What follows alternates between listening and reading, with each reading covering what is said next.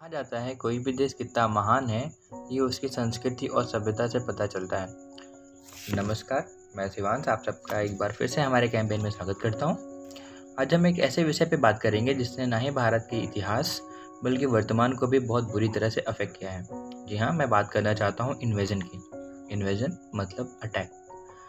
अगर हम देखें तो भारत में ज़्यादातर अटैक्स जो भी हुए हैं वो नॉर्थ वेस्ट डायरेक्शन से हुए हैं।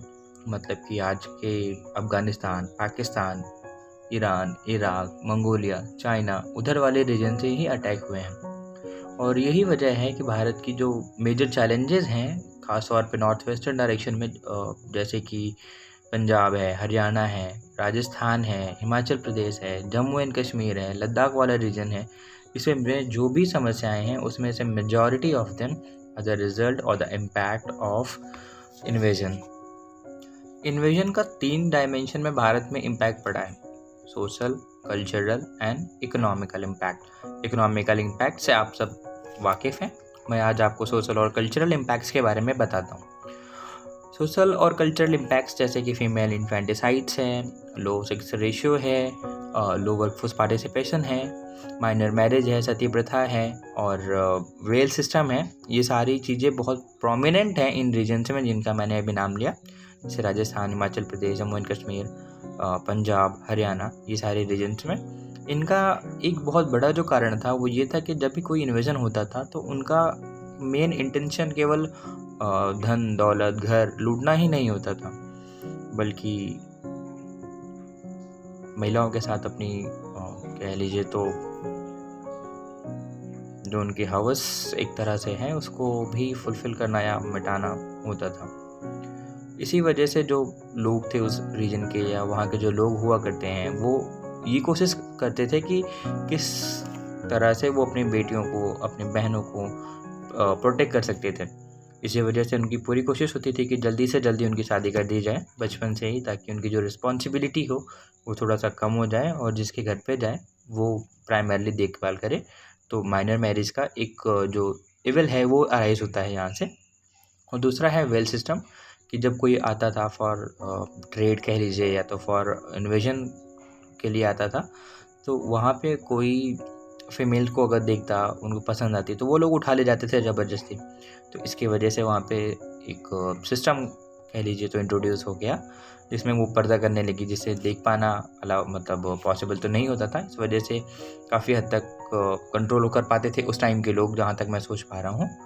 और जो वुमेन हैं, चाहे वो बेटी के तौर पे हो, फिर चाहे वो बहन के तौर पे हो, आज भी अगर हम देखें तो सोसाइटी में हमारी प्रेस्टीज के तौर पे देखी जाती हैं। इस वजह से उस टाइम पे लोग अपने प्रेस्टीज को लेके शायद ज़्यादा ही कंसर्न हुआ करते थे। इस वजह से ही वो फीमेल इन्फेंटिसाइड्स को प्रैक्टिस करते थे, उन्हें मार देते थे बचपन में ही, ताकि मेजर जो चैलेंजेस हैं उन्हें आगे आने वाले टाइम में ना फेस करना पड़े और उनकी वजह से उन्हें कोई प्रॉब्लम ना हो। और जहाँ तक मैं सती प्रथा का सोच पा रहा हूँ कि सती प्रथा शायद इस वजह से स्टार्ट किया गया होगा ताकि जो लोग हैं वो उन औरतों पे या उन महिलाओं पे ना कुछ बुरी नज़र डाल पाएँ या उन्हें ना लेके जा पाएँ जिनका कोई देखभाल करने वाला नहीं है। और साथ ही साथ ये भी होता था कि अपने घर में अगर कोई रखेगा तो फिर उसकी एडिशनल रिस्पॉन्सिबिलिटी बन जाएगी उनका देखभाल करना। तो कहीं न कहीं लोग उस रिस्पॉन्सिबिलिटी से भी छुटकारा पाना चाहते थे, तो उनको ये तरीका शायद मेरे हिसाब से समझ आया होगा, क्योंकि और तो कोई पॉसिबल एक्सप्लेनेशन मुझे नहीं समझ में आता कि सती प्रथा भारत में क्यों और किस वजह से स्टार्ट हुई। और तो और लोग महिलाओं को पढ़ाना लिखाना ये सारी चीज़ें भी नहीं अलाउड ही करते थे, और जब वो पढ़ेंगे लिखेंगे नहीं तो उन्हें कोई वर्कफोर्स पार्टिसिपेशन तो मिलेगा नहीं, फिर चाहे वो स्किल डेवलपमेंट के सेंस में हो या एम्पावरमेंट के सेंस में हो।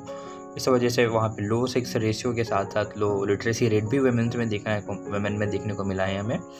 और मुझे तो बहुत आश्चर्य होता है कि भारत जैसा देश जिसकी जो मूल प्रिंसिपल था वो यही था, इनफैक्ट है भी, कि वासुदेव कुटुंबकम और सर्वधर्म संभवा, दैट इज़ सब एक फैमिली के तौर पे हैं और हम सब भाई हैं।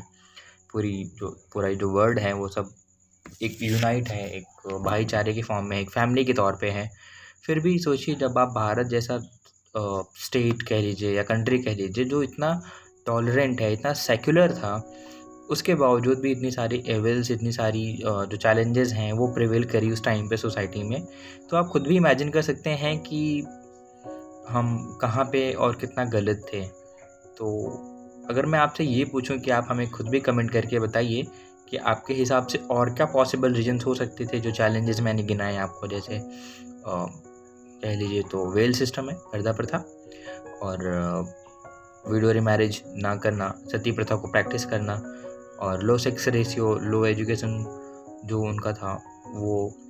तो अगर आप हमें ये बताएंगे तो हमें अच्छा लगेगा। हमें आपके सुझाव का इंतज़ार है। तब तक हम अगले वीडियो में मिलेंगे। खुश रहिए और लोगों में खुशियाँ बांटिए। धन्यवाद।